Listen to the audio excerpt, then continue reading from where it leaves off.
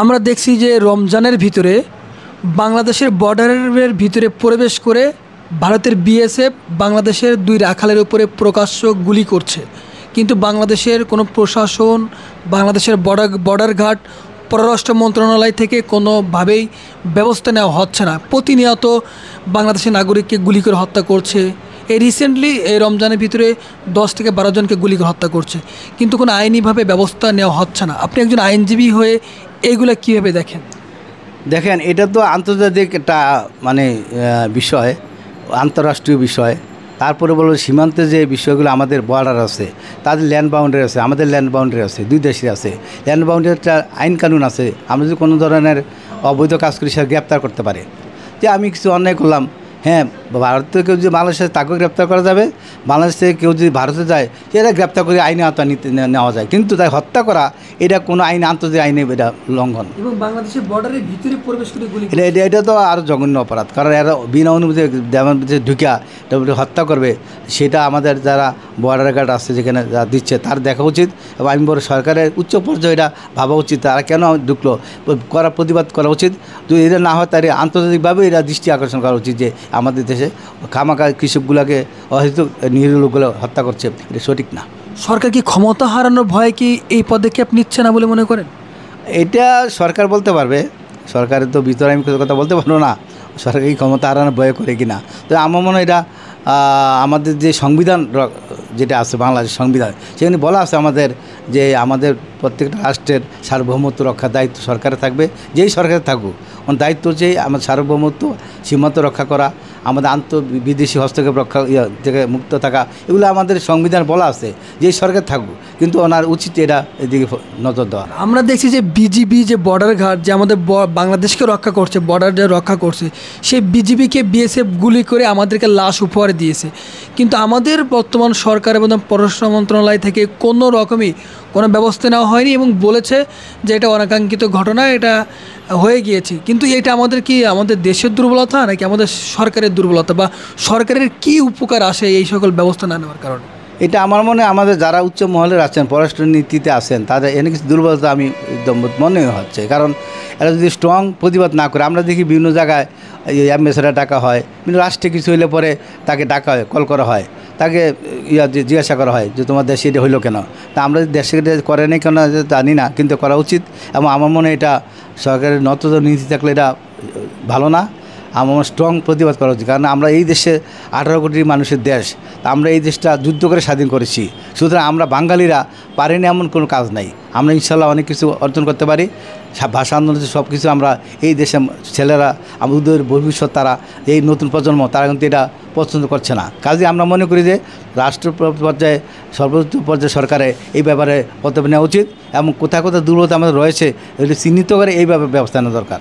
ভারতীয় চ্যানেল বন্ধ, ভারতীয় চ্যানেলগুলো আমরা যখনই দেখলাম যে পাখি ড্রেস নিয়ে মারা যায়, বিভিন্ন পর্যায়ে আমাদের দেশ সংস্কৃতিগুলো নষ্ট হয়, ভারতীয় চ্যানেল বন্ধের ব্যাপারে রিটটা করেছিলাম, সেটা আমি করেছি এবং পিএল হিসাবে।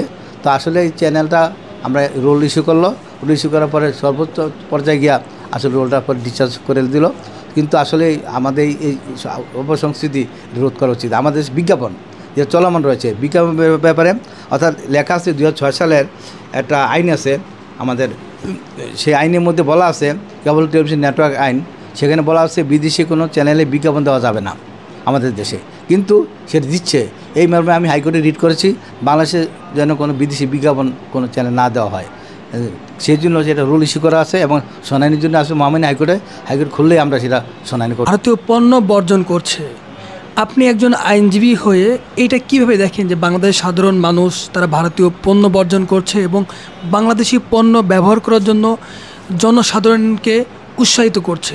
আপনি এটা কিভাবে দেখেন? আসলে একটা বিষয় হচ্ছে কি, আমরা তো নিজেরটা ভালোটা, নিজের একটা কথা আছে না, নিজের পাগল নিজের স্বার্থ বোঝে, কিন্তু আমরা বুঝতেছি না। আমরা যেগুলো আমরা ভারতীয় পণ্য ব্যবহার করি, এগুলো আমাদের অল্টারনেটিভ আছে তো আমাদের দেশে। অথবা যদি না থাকে তাহলে আমি বলবো এগুলো উৎপাদনের ব্যবস্থা করা হোক। আমরা যেগুলো পারি, আমরা দেশের মধ্যে যেগুলো রাখতে পারি, উৎপাদন করতে পারি, তাই আমরা কেন বিদেশি পণ্য আমরা ব্যবহার করি? শুধু ভারত বলে কথা না, বিদেশি পণ্য যেগুলো আছে আমরা দেশে উৎপাদিত হয়, এই অর্থটা আমাদের দেশে থাকবে। বাজারে যেগুলো তারা করে আমদানি করে, এটা আমরা রপ্তানিও করতে পারি। যেমন আলু সিজনে যদি একটা আলু সংগ্রহ করা যায়, এটা কিন্তু পরবর্তী পর্যায়ে কিন্তু কৃষকরা পায়। যেমন পেঁয়াজ বলি, পেঁয়াজ সংরক্ষণের ব্যবস্থা কিন্তু নাই, তাহলে সংগ্রহের ব্যবস্থা করলেই হয়, হিমাগার করতে পারি, এই জন্য এই জিনিসটা শর্ট পড়ে না।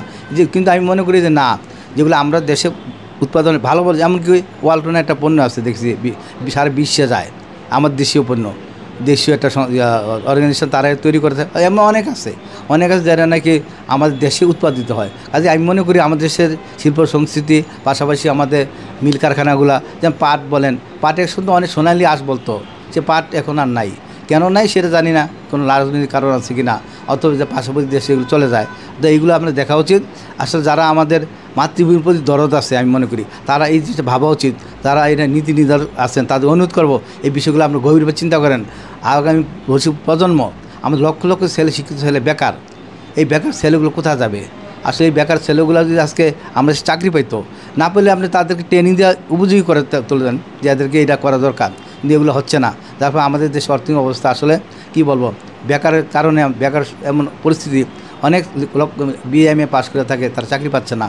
অনেকে আমার কাছে আসেন রিড করতে হাইকোর্টে, যে এটা কোনো সার্কুলার হইলে পরে এর মধ্যে কেন হয় না, কোটা সিস্টেম এগুলো দেওয়া থাকে।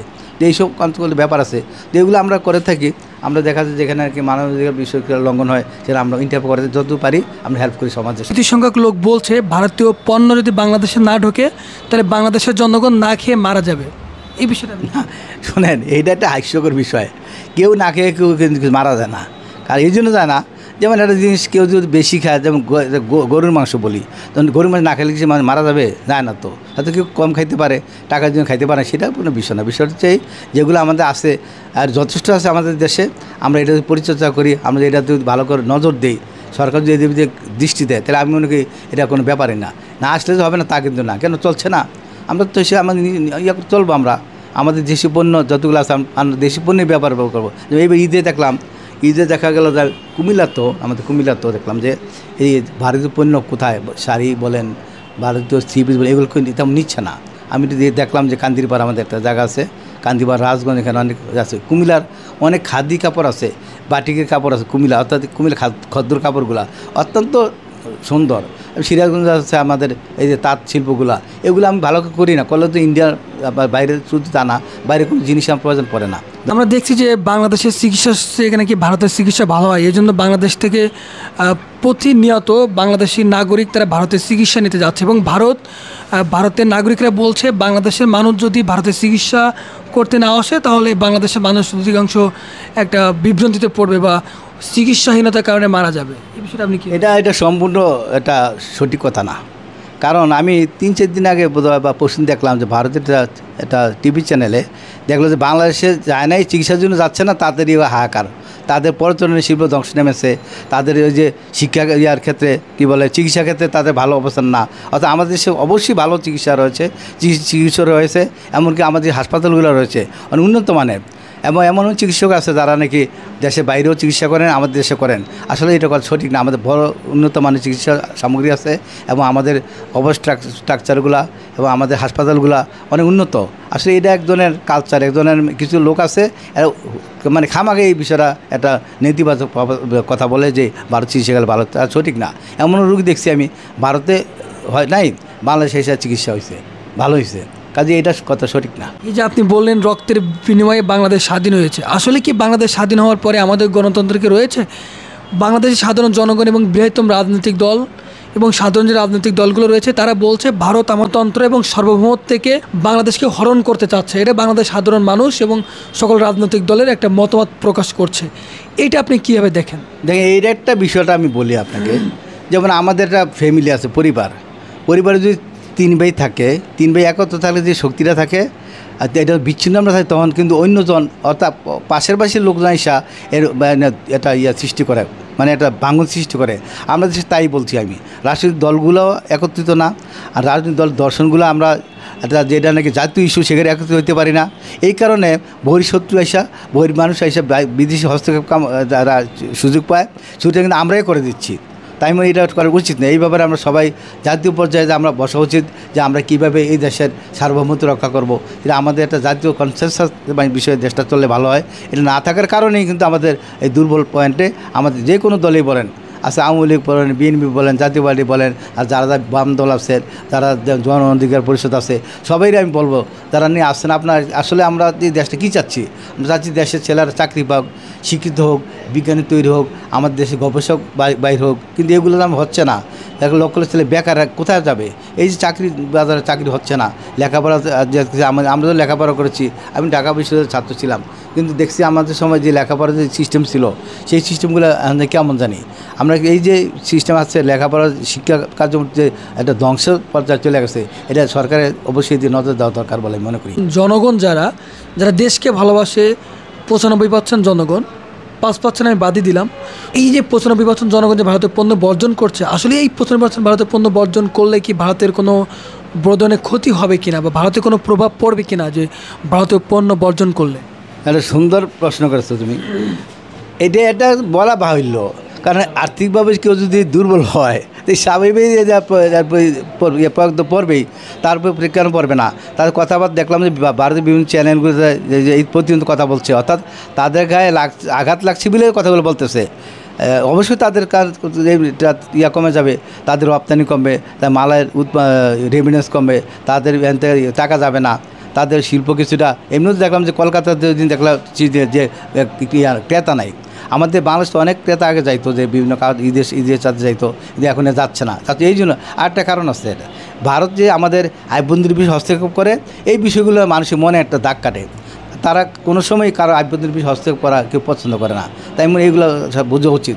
ভারতের সাথে আমাদের তো বন্ধুত্ব সম্পর্ক ঐতিহাসিকভাবেই জনগণের সাথে, কিন্তু ভারত সরকারের সাথে তো আমাদের উচিত, সরকারের সাথে তো আমাদের দেশের মানুষ মনে করে এরা, যেমন আমাদের যে বর্তমান সরকার বিভিন্ন সময় আমাদের দেশে হস্তক্ষেপ করে, এই জন্য মানুষ আসলে দেশের মানুষ ভারতের জনগণের সাথে ঠিক আছে, সরকারের সাথে তারা একটু বিরূপ মনোভাব এটা আমরা লক্ষ্য করছি এরা।